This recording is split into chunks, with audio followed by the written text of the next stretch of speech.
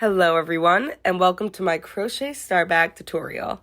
Today I'll show you all the ins and outs of making the famous star bag, as well as just some of my own additions to avoid having holes in the center and anything weird in the bag. This is a great project for leftovers since there isn't much yarn used, and it's very easy for beginners to make a cute project. This is a super quick project, and remember, if you like it or if this helps you, please consider liking and subscribing. Let's go! Pause and take screenshots anywhere you need for the directions. I write my directions like this, but they will also appear in the top and bottom corners of the video, depending on what step that we're on. This helps so that way you don't have to rewind the video. If you wanted to look at all the steps together, you could just look at your photos instead and keep watching this. At any point, if there's something that you want to change, like the length of the strap or the size of the bag itself, I'll show you how to do that when we get there. The materials you need are very simple. You need 2 different color yarns of about a medium weight, but realistically you could use any that you want. I'm using a 5mm hook, but you can size it to whatever yarn you're using, and some scissors to cut things. I know a lot of people like to use a darning needle to attach panels to the sides. However, in this tutorial, I'll be showing you how to do it with a hook. Part 1 of this video is the star panels themselves. For here, I have a reference of an older bag that I made to show you how we're going to use this magic ring to not have a hole in the center. I know a lot of people hate making the magic rings, but I will show you how to do it very simply so that way you're used to it. You want to start with the main color, so whatever you want your strap to be, and loop it around your fingers the way I'm doing it. Form a little X in between your 2 fingers, and that's how you know you're ready to go. Use your hook underneath of that first piece of yarn to pull up the one on top, twist it, and chain 1. And that's literally all you need to do. You now have a magic ring, nice and easy. Since we'll be using double crochets, we do want this piece to be a little bit taller, so we're going to chain a second time just to make the same way we would do on an actual bag to turn. Since there's some beginners, I'll show you a double crochet as well. You start by yarning over and pulling through, then yarning over again, pulling through 2 more loops, and once more to finish it off. You're going to be doing this 20 times into the center of that magic ring, and I'll meet you back when we're done. To finish off this part, you're going to find your first double crochet, which is right here, and slip stitch right into that little piece. To slip stitch, you just push it through and pull it through too. Now you're going to pull the tail extremely taut, as tight as you can without ripping the yarn, and now you don't have a hole in the center of your bag. It might take a few tries to get used to it if you haven't done it, but once you make a few magic rings, you'll be good. Just chain 2 to finish your row. This next part is the pattern that we'll be using to extend each and every time. Simply, you're going to put 3 double crochets into the first stitch. All of these go into 1, but you double crochet the way you normally would. Just make sure you're not skipping stitches in between. After you've put in 3 double crochets, you're going to chain 2, not attaching it to anything, and then into that exact same stitch, you're going to put 3 more double crochets. Might get a little bit crowded, but everything should fit nicely, and once you're done with that, you have your first point. What you'll need to do to separate the points from one another is skip double crochet stitches in between. As you can see, when your point is done, it should look something like this. Those 2 chains are what makes the point, and then we're going to skip 1, 2, and 3 stitches like this, starting your next pattern into that 4th stitch. And now you're just going to be copying the same pattern like I have listed above. Everything in parentheses is what you'll be copying for this row, and continuing to copy for many other rows afterwards. Once you're done here, you'll be able to slip stitch into that first double crochet you made, and you have a cute little star. We're going to do a color switch, and the way I do this might be a little bit different than some other creators you've seen, but I think this gets rid of a lot of weird lines in between your pieces. Start by taking your accent color and getting ready to line it up to switch. You're going to undo the slip stitch that we did to close this round, just because we don't need it there. We're going to replace it with this accent color, and I will show you how to reinsert your hook. Reinsert your hook into both the last stitch we did and as if you were to slip stitch to close the round again. Do not use the blue anymore. You're going to drop the blue yarn afterwards and insert the beige color or whatever your accent color is instead. No need to make a slip knot or anything, you can simply pull it straight through.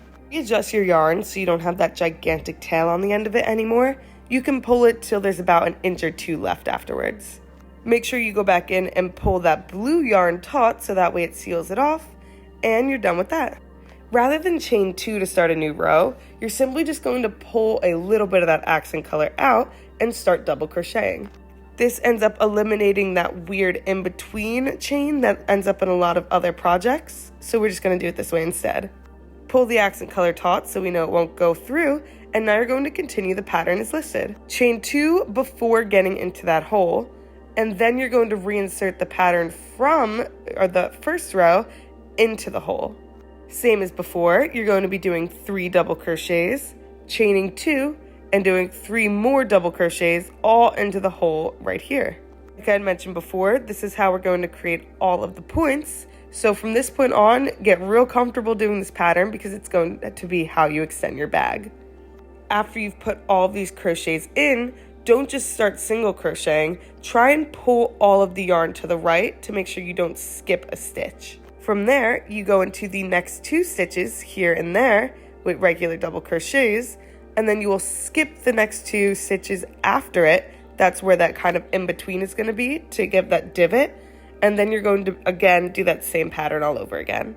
You'll go back into the next 2 double crochets here, and then into the hole, and so on and so forth 5 more times. Do not slip stitch this row shut because we're going to switch colors again.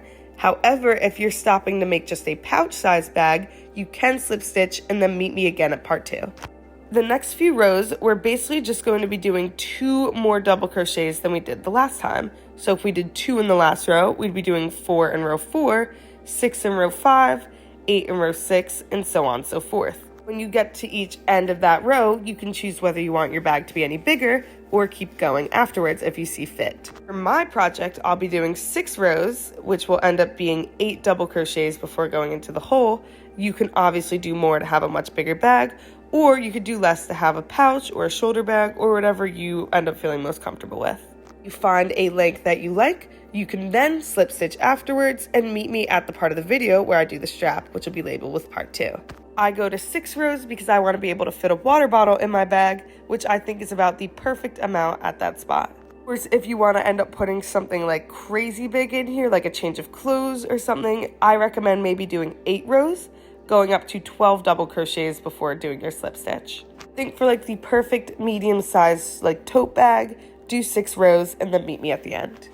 If this is my final row, when I get to the end of it, it'll look like this, and then I'm going to slip stitch together and cut my yarn. Once you've finished doing your slip stitch, you're going to want to chain 1 extra afterwards. This will make it so there's a little bit of a knot in between instead of just cutting it and letting it fall through. After that chain 1, you're going to cut your yarn like this, and then pull the yarn straight through, creating that little knot. Accent color, you don't need to chain 1, you're just going to cut it since there should already be a knot there. You can now weave in your ends however you like. The way that I like to do it is by creating little knots on the inside, but you can also just cut it and pull it through once or twice. I like making little knots because I think it ends up being a lot sturdier. Once you're done with this, you've completed your first star. You're going to repeat all the steps exactly how you did to make a second. Welcome to part 2 of the video where I show you how to make the strap. The length of the strap is dependent on how many rows you did to make your bag. So if you're doing it the exact same way I did it, you're going to chain 180 and then we'll get into doing the half double crochets. If your bag is a little bigger, I recommend doing about 200, and if it's a little smaller, I recommend doing 80. Anything in between, you can either count your stitches individually the way I am, or you can just guesstimate and go from there. I know that I want a shoulder length bag, so I'm doing the about 100 around, which is how many it comes out to for a 6-row bag, and then adding 80 afterwards. To make the strap itself, you're going to start with a slip knot and then do all of your chains. This can be tedious, so I recommend counting very carefully to make sure you don't do too many or too little. And if you need to keep tally every time you finish like 10 or every 20, I recommend doing that as well. It will really help you from losing your spot. Also, you do not have to use the main color like I am. You can use your accent color for the strap as well, but I really like how cute it looks by just using that same color over again.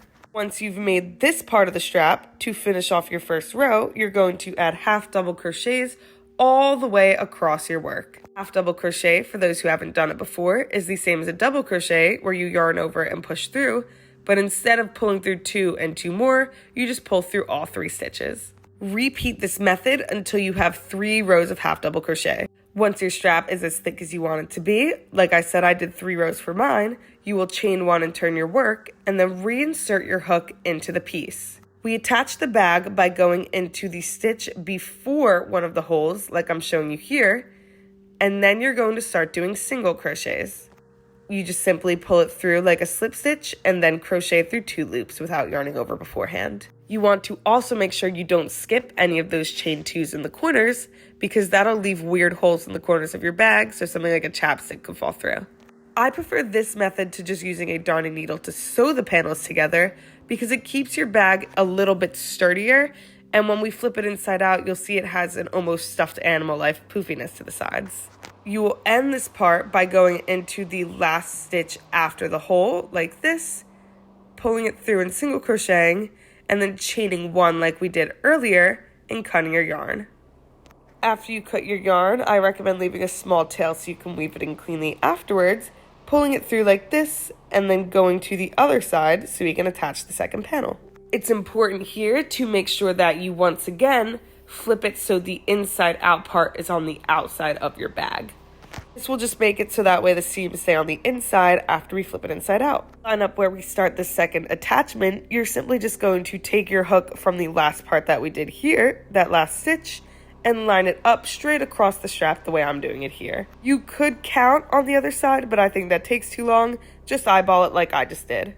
Once you know where you're going to be attaching your bag, you're going to make a slip knot so that way you could start attaching the bag the same way we did the other panel.